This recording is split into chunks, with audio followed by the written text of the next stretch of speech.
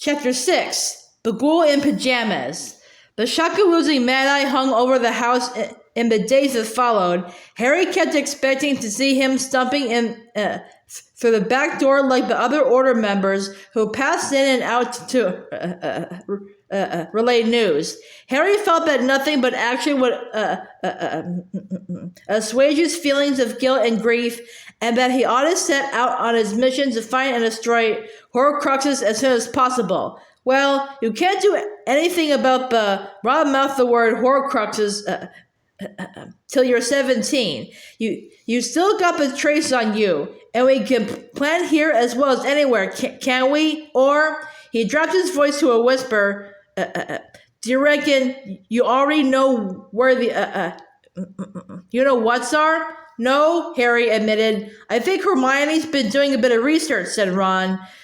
She said she was saving it for when you got here. They were sitting at the breakfast table. Mr. Weasley and Bill had just left for work. Mrs. Weasley had gone upstairs to wake Hermione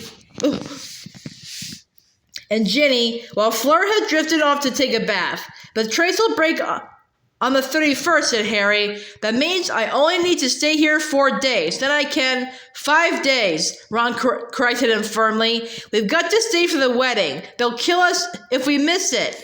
Harry understood they to mean Fleur and Mrs. Weasley. It's 1 extra day, said Ron, when Harry looked mutinous. Don't they realize how important? Of course they don't, said Ron. They haven't got a clue. And now you mention it, I wanted to talk to you about that. Ron glanced toward the door into the hall to check that Mrs. Weasley was not returning yet, then leaned in closer to Harry. Mom's been trying to get it out of Hermione and me. What we're off to do. She'll try you next, so brace yourself. Dad and Lupin have both asked as well. But when we said Dumbledore told you not to tell anyone except us, they dropped it. Not Mum, though. She's determined. Ron's prediction came true within hours. Shortly before lunch, Mrs. Weasley detached Harry from the others by asking him to help identify a lone man's sock that she thought might have come out of his rucksack. Once she had him cornered in the tiny scullery off the kitchen, she started. Ron and Hermione seem to think that the 3 of you are dropping out of Hogwarts, she began in a light, casual tone. Oh, said Harry. Well, yeah, we are. The mangle turned of its own accord in a corner, wringing out what looked like one of Mr. Weasley's vests. May I ask why you are abandoning your education? Said Mrs. Weasley. Well, Dumbledore left me stuff to do, mumbled Harry. Ron and Hermione know about it, and they want to come too. What sort of stuff? I'm sorry, I can't. Well, frankly, I think Arthur and I have a right to know, and I'm sure Mr. and Mrs. Granger would agree, said Mrs. Weasley. Harry had been afraid of the concerned parent attack. He forced himself to look directly into her eyes, noticing as he did so that they were precisely the same shade of brown as Ginny's. This did not help. Dumbledore didn't want anyone else to know, Mrs. Weasley. I'm sorry. Ron and Hermione don't have to come. It's their choice. I don't see that you have to go either, she snaps, dropping all pretense now. You're barely of age, any of you. It's utter nonsense. If Dumbledore needed work doing, he had the whole Order at his command. Harry, you must have misunderstood him. Probably he was telling you something he wanted done, and you took it to mean that he wanted you. I didn't misunderstand, said Harry flatly. It's got to be me. He handed her back the single sock he was supposed to be identifying, which was patterned with golden bulrushes. And that's not mine. I don't support Puddlemere United. Oh, of course not, said Mrs. Weasley with a sudden and rather unnerving return to her casual tone. I should have realized. Well, Harry, while we still got you here, you won't mind helping with the preparations for Bill and Fleur's wedding, will you? There's still so much to do.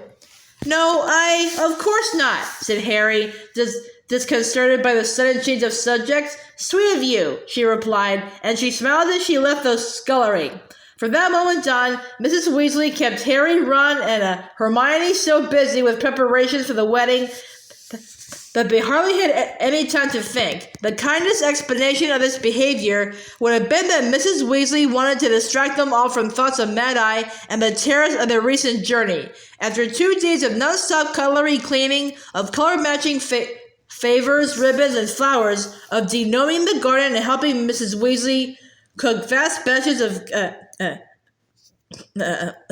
canapes, however, Harry started to suspect her of a different motive. All the jobs she handed out seemed to keep him, Ron, and Hermione away from one another. He had not had a chance to speak to the two of them alone since the first night, when he had told them about Voldemort torturing Ollivander. I think Mum thinks that if she can stop the three of you getting together and planning, she'll be able to delay you leaving, Ginny told Harry in an undertone as they laid the table for dinner on the third night of his stay. And then what does she think she thinks going to happen? Harry muttered. Someone else might kill off Voldemort while she's holding us here making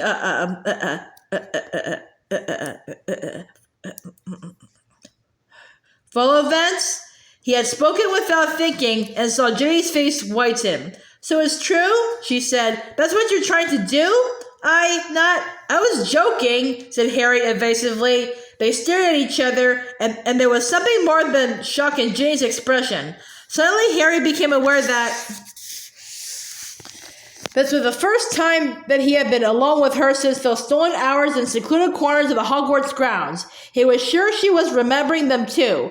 Both of them jumped as the door opened, and Mr. Weasley, Kingsley, and Bill walked in. They were often joined by other Order members for dinner now, because the Burrow had replaced number 12 Grimmauld Place as the headquarters. Mr. Weasley had explained that after the death of Dumbledore, their secret keeper, each of the people to whom Dumbledore had confided Grimmauld Place's location had become a secret keeper in turn. And as there are around 20 of us, that greatly dilutes the power of the Fidelius charm. 20 times as many opportunities for the Death Eaters to get the secret out of somebody. We can't expect it to hold much longer. But surely Steve will have told the Death Eaters the address by now? Asked Harry. Well, Mad-Eye set up a couple of curses against Snape in case he turns up there again.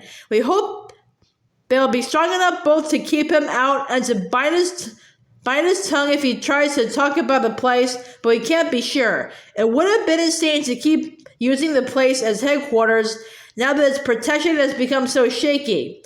The kitchen was so crowded that evening it was so difficult to maneuver knives and forks. Harry found himself crammed beside Ginny. The unsaid things that had just passed between them made him wish they had been separated by a few more people. He was trying so hard to avoid brushing her arm, he could barely cut his chicken.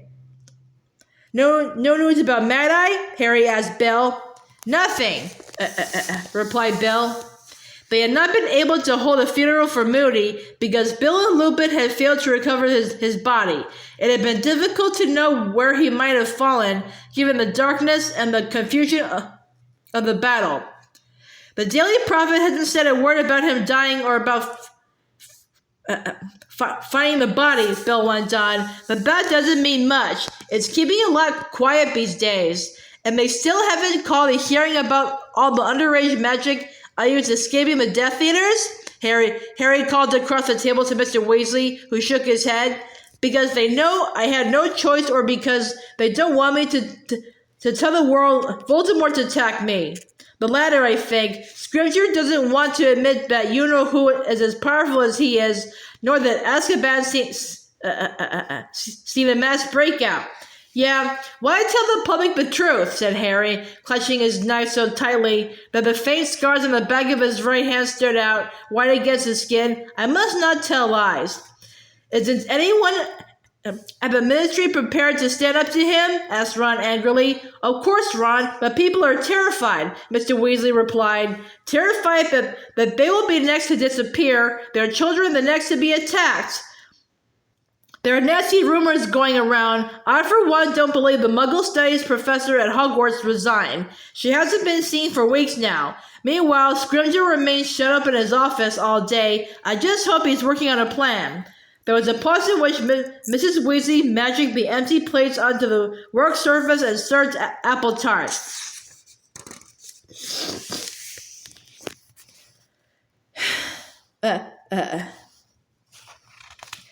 We must decide out. You will be disguised, Harry, said Fleur, once everyone had pudding. For it's the wedding, she added, when he looked confused. Of course, none of our guests are Death Eaters, but we cannot guarantee that they will not let something slip after they have had champagne. From this, Harry gathered that she still suspected Hagrid. Yes, good point, said Mrs. Weasley from the top of the table, where she sat, spectacles perched on the end of her nose, scanning an immense list of jobs that she had scribbled on a very long piece of parchment.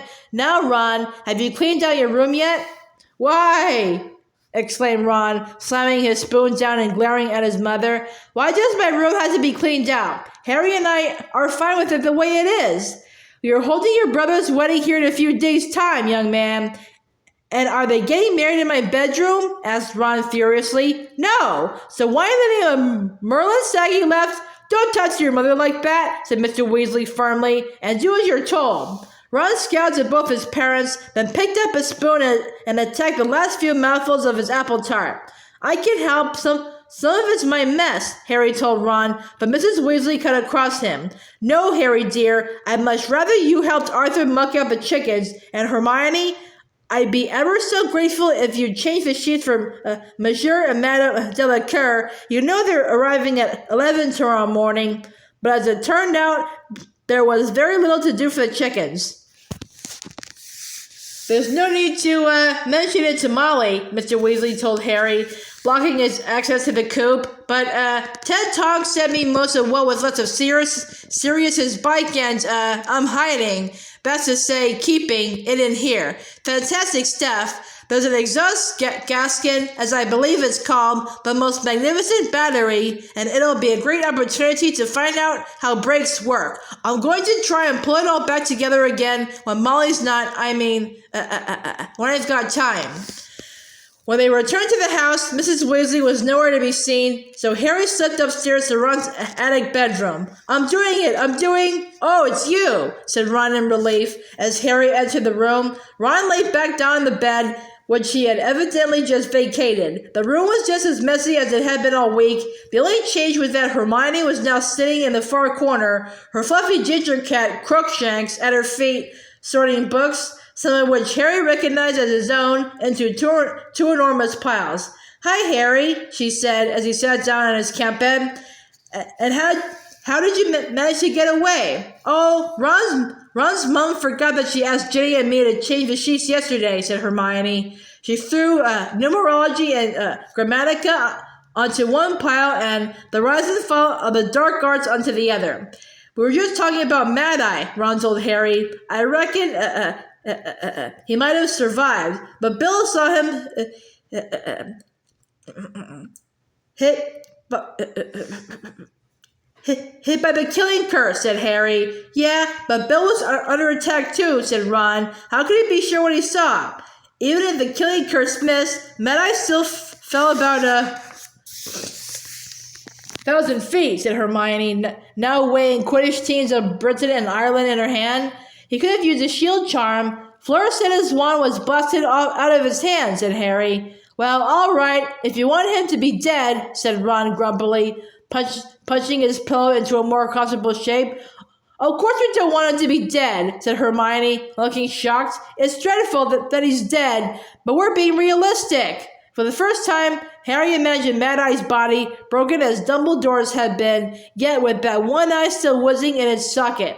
He felt a stab of revulsion mixed with a bizarre desire to laugh. The Death Eaters probably tidied up after themselves. That's why no one's found him, said Ron wisely. Yeah, said Harry, like Barty Crouch, turned into a bone and buried it in Hagrid's front garden. They probably transfigured Moody and stuffed him. Don't! Squealed Hermione. Startled, Harry looked over just in time to see her burst into tears over her copy of Spellman's syllabary. Oh no, said Harry, struggling to get up from the old camp bed. Hermione, I wasn't trying to upset. But with a great creaking of rusty bed springs, Ron bounded off the bed and got there first. One arm around Hermione, he fished in his jeans pocket and withdrew a revolting-looking handkerchief that he had used to clean out the oven earlier. Hastily pulling out his wand, he pointed it at the rug and said, Sergio. The wand siphoned off most of the grease. Looking rather pleased with himself, Ron handed the slightly smoking handkerchief to Hermione. Oh, thanks, Ron. I'm sorry. She blew her nose and hiccuped. It's just so awful, isn't it? Right after Dumbledore, I just never imagined Mad-Eye dying somehow. He seems so tough. Yeah, I know, said Ron, giving her a squeeze. But you know what he'd say to us if he was here? Constant vigilance, said Hermione, mopping her eyes. That's right, said Ron, nodding. He'd tell us to learn from what happened to him. And what I've learned is not to trust that cowardly little squid, Mundungus. Hermione gave a shaky laugh and leaned forward to pick up 2 more books. A second later, Ron had snatched his arms back from around her shoulders. She had dropped the monster book of monsters on his foot. The book had broken free from its restraining belt and snapped viciously at Ron's ankle. I'm sorry! Hermione cried as Harry wrenched the book from Ron's leg and retied it shut. What are you doing with all those books anyway? Ron asked, limping back to his bed. Just trying to decide which ones to take with us, said Hermione. Well, when we're looking for the Horcruxes. Oh, of course, said Ron, clapping a hand to his forehead. I forgot we'll be hunting down in Voldemort in a mobile library. Ha ha, said Hermione, looking down at Spellman's syllabary. I wonder, will we need to translate runes? It's possible. I think we better take it to be safe. She dropped a syllabary onto the larger of the 2 piles and picked up Hogwarts the history. Listen, said Harry. He had sat up straight. Ron and Hermione looked at him with similar mixtures of resignation and defiance. I know you said after Dumbledore's funeral that you wanted to come with me, Harry began. Here he goes, Ron said to Hermione, rolling his eyes. As we knew he would, she sighed, turning back to the books. You know, I think I will take Hogwarts the history. Even if we're not going back there, I don't think I feel right if I didn't have it with... Listen, said Harry again. No, Harry, you listen, said Hermione. We're coming with you. That was decided months ago. Years, really. But shut up, Ron advised him. Are you sure you thought this through? Harry persisted. Let's see, said Hermione, slamming Travels with Trolls onto the discarded pile with a rather fierce look. I've been packing for days, so we're ready to leave at a moment's notice, which for your information has included doing some pretty difficult magic, not to mention smuggling Mad-Eye's whole stock of Polyjuice potion right under Ron's mom's nose. I've also modified my parents' memories so that they're convinced they're really called Wendell and Monica Wilkins, and that their life's ambition is to move to Australia, which they have now done. That's to make it more difficult for Voldemort to track them down and interrogate them about me, or you, because unfortunately, I told them quite a bit about you. Assuming I survive our hunt for the Horcruxes, I'll find Mom and Dad and lift the enchantment. If I don't, well, I think I've cast a good enough charm to keep them safe and happy. Wendell and Monica Wilkins don't know that they've got a daughter, you see. Hermione's eyes were swimming with tears again. Ron got back off the bed, put his arm around her once more, and frowned at Harry as though reproaching him for lack of tact. Harry could not think of anything to say, not least because it was highly unusual for Ron to be teaching anyone else tact. Hermione, I'm sorry, I didn't. Didn't realize that Ron and I know perfectly well what might happen if we come with you? Well, we do. Ron, show Harry what you've done. Nah, he just eaten, said Ron. Go on, he needs to know. All right. Harry, come here. For the second time, Ron withdrew his arm from around Hermione and stumped over to the door. Come on. Why? Harry asked, following Ron out of the room onto the tiny landing. Descendo, muttered Ron, pointing his wand at the low ceiling. A hatch opened right over their heads, and a ladder slid down to their feet. A horrible, half-sucking, half-moaning sound came out of the square hole, along with an unpleasant smell like open drains.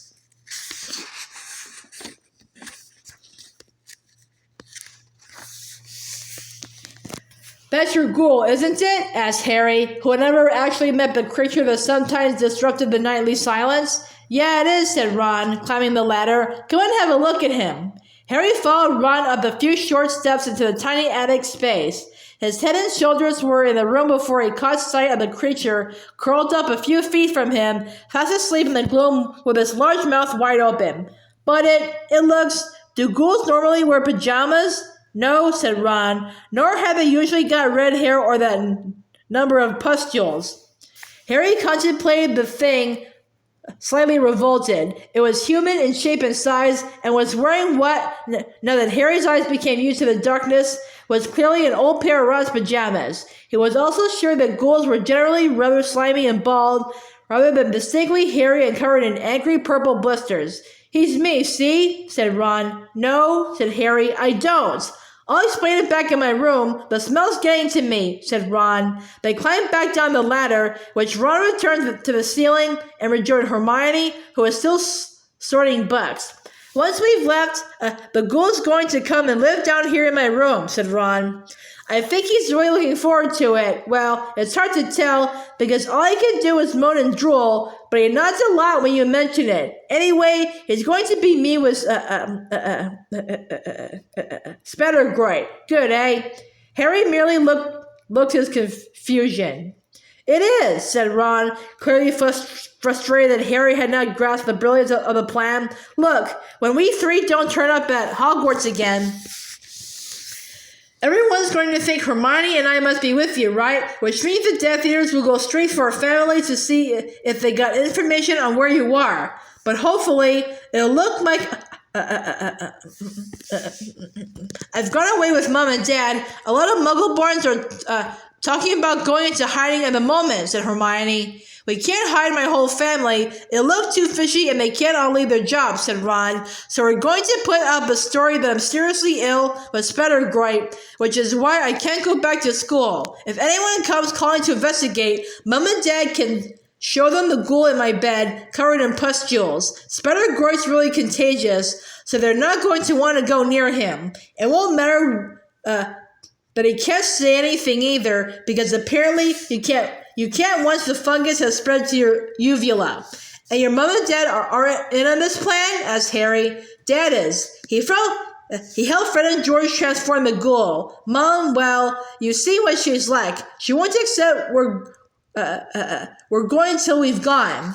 There was silence in the room, broken only by gentle thuds as Hermione continued to throw books onto one pile or the other. Ron sat watching her, and Harry looked from one to the other, unable to say anything. The measures they had taken to protect their families made them realize, more than anything else could have done, that they really were going to come with him and that they knew exactly how dangerous that would be. He wanted to tell them what that meant to him, but he simply could not find words important enough.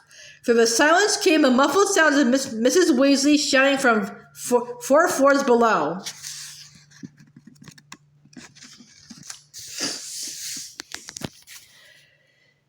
Ginny's probably left a speck of dust on a epoxy napkin ring, said Ron. I don't know why, but Delacours have got to come 2 days before the wedding. Fleur's sister's a bridesmaid. She needs to be here for the rehearsal, and she's too young to come on her own, said Hermione, as she poured indecisively over a break with a banshee. Well, guests aren't going to help Mom's stress levels, said Ron. What we really need to decide, said Hermione, tossing defensive magical theory into the bin without a second glance and picking up an appraisal of magical education in Europe, is where we're going after we leave here. I know you said you wanted to go to Godric's Hollow first, Harry, and I understand why, but, well, shouldn't we make the Horcruxes our priority?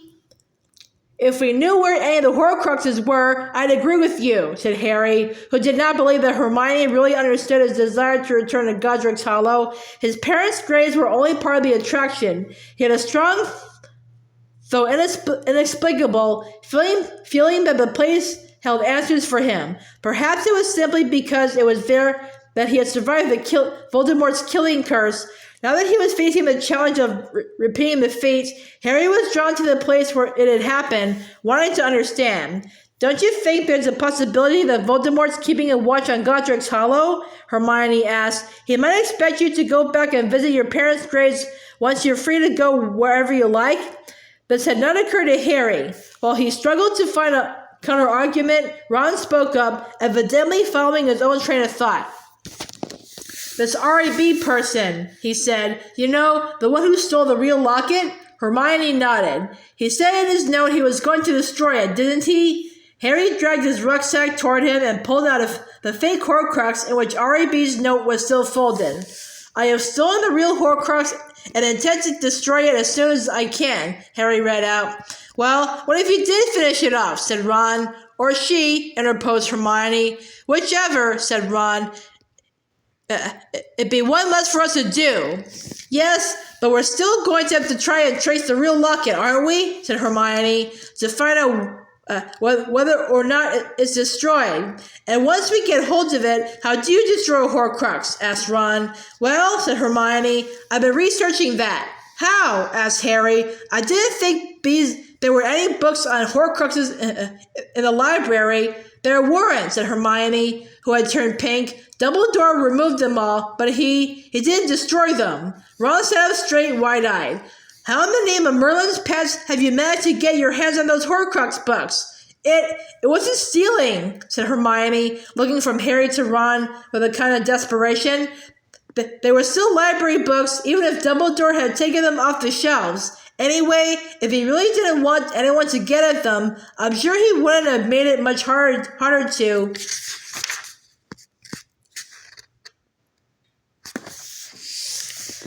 Get to the point, said Ron. Well, it was easy, said Hermione in a small voice. I just did a summoning charm, Accio. And they zoomed out of Dumbledore's study window right into the girls' dormitory. But when did you do this? Harry asked, regarding Hermione with a mixture of admiration and incredulity. Just after his Dumbledore's funeral, said Hermione in an even smaller voice. Right after we agreed we leave school and go and look for the Horcruxes. When I went back upstairs to get my things, it just occurred to me that the more we knew about them, the better it would be. And I was alone in there, so I tried, and it worked. They flew straight in through the open window, and I packed them. She swallowed and then said imploringly, I can't believe Dumbledore would have been angry. It's not as though we're going to use the information to make a Horcrux, is it? Can you hear us complaining? Said Ron. Where are these books anyway? Hermione rummaged for a moment and then extracted from the pile a large volume bound in faded black leather. She looked a little nauseated and held it as gingerly as it were something recently dead. This is the one that gives explicit instructions on how to make a Horcrux. Secrets of the Darkest Art. It's a horrible book, really awful, full of evil magic. I wonder when Dumbledore removed it from the library. If he didn't do it until he was headmaster, I bet Voldemort got all the instruction he needed from here. What did he have to ask Slughorn how to make a Horcrux, then, if he already read that? Asked Ron.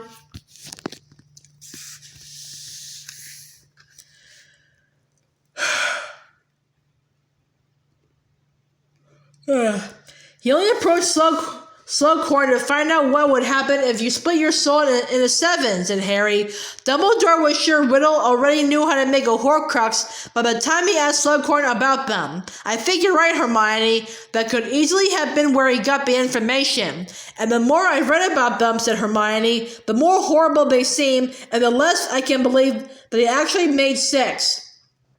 It warns in this book how unstable you make the rest of your soul by ripping it, and that's just by making one Horcrux. Harry remembered what Dumbledore had said about Voldemort moving beyond usual evil. Isn't there any way of putting yourself back together? Ron asked. Yes, said Hermione with a hollow smile, but it would be excruciatingly painful. Why? How do you do it? Asked Harry. Remorse, said Hermione. You've got to really feel what you've done. There's a footnote. Apparently, the pain of it can destroy you. I can't see Voldemort attempting it somehow, can you? No, said Ron, before Harry could answer. So does it say how to destroy Horcruxes in that book? Yes, said Hermione, now turning the fragile pages as if examining rotting entrails, because it warns dark wizards how strong they have to make the enchantments on them. From all that I've read, what Harry did to Riddle's diary was one of the few really foolproof ways of destroying a Horcrux. What? Stabbing with a basilisk fang? Asked Harry. Oh well, lucky we've got such a large supply of basilisk fangs then, said Ron. I was wondering what we were going to do with them.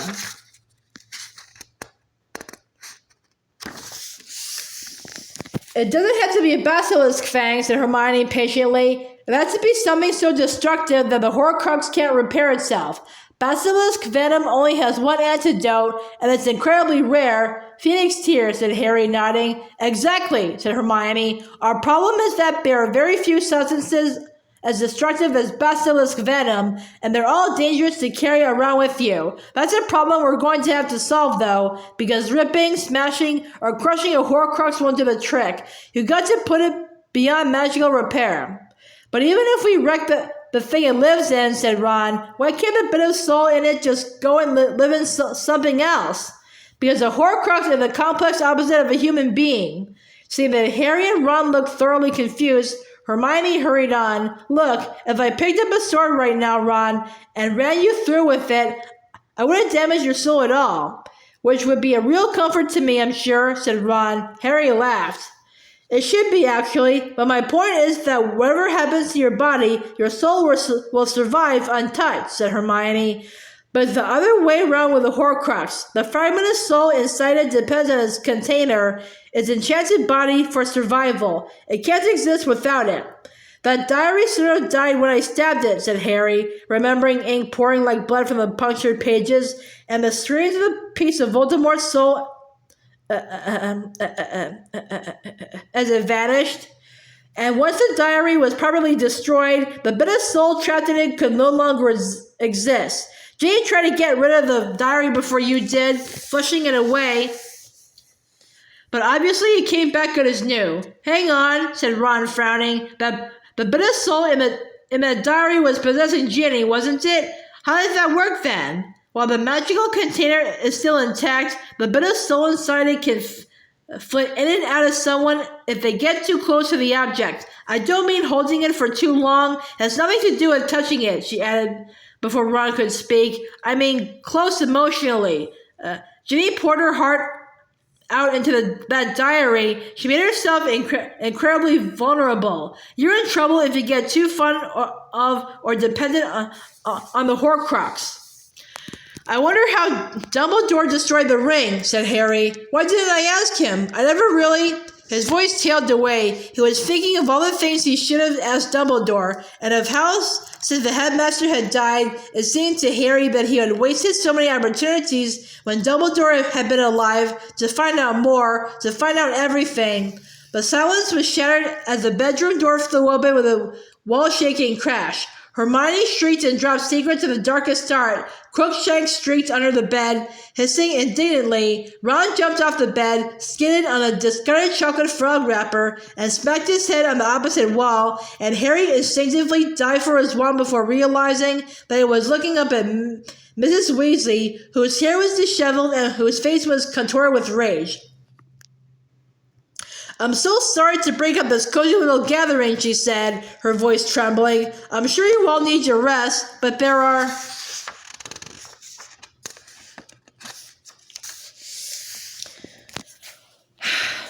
wedding presents stacked in my room that need sorting out, and I was under the impression that you had agreed to help.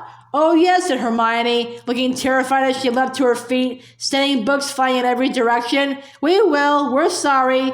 With an anguished look at Harry and Ron, Hermione hurried out of the room after Mrs. Weasley. It's like being a house elf, complained Ron in an undertone, still massaging his head as he and Harry followed, except without the job satisfaction. The sooner this wedding's over, the happier I'll be.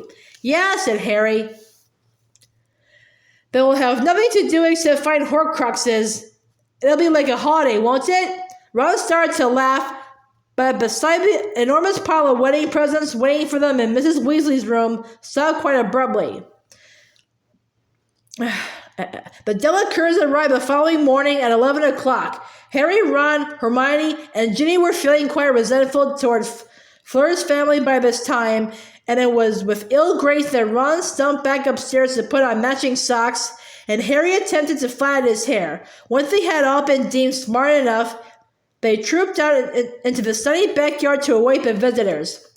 Harry had never seen the place looking so tidy. The rusty cauldrons and old Wellington boots that usually littered the steps by the back door were gone, replaced by 2 new flutterby bushes standing either side of the door in large posts.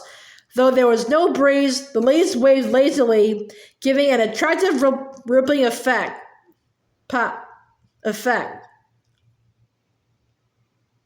The chickens had been shut away, the yard had been swept, and the nearby garden had been pruned, plucked, and generally spruced up.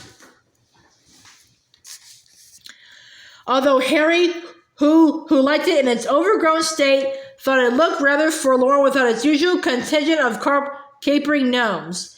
He had lost track of how many security enchantments had been placed upon the borough by both the Order and the Ministry.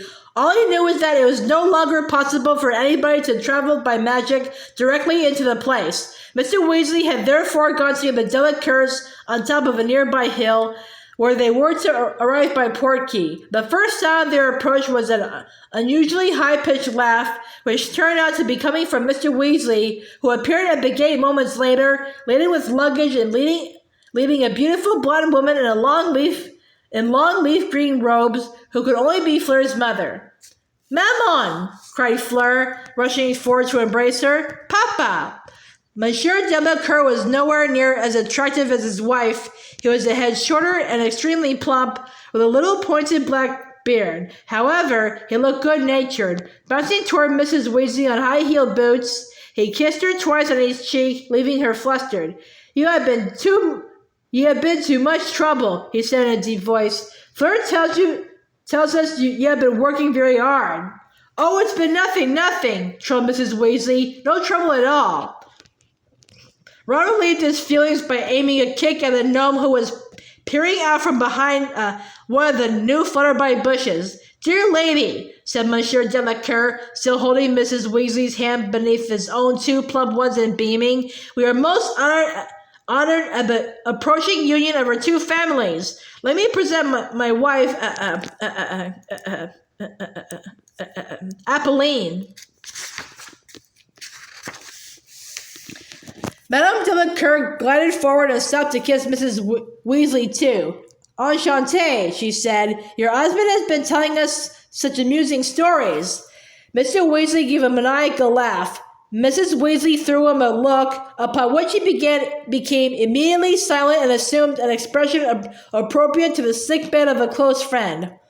"And of course, you have met my little daughter, Gabrielle," said Monsieur Delacour. Gabrielle was Fleur in miniature, 11 years old, with waist-length hair of pure silvery blonde. She gave Mrs. Weasley a dazzling smile and hugged her, then threw Harry a glowing look, batting her eyelashes. Ginny cleared her throat loudly.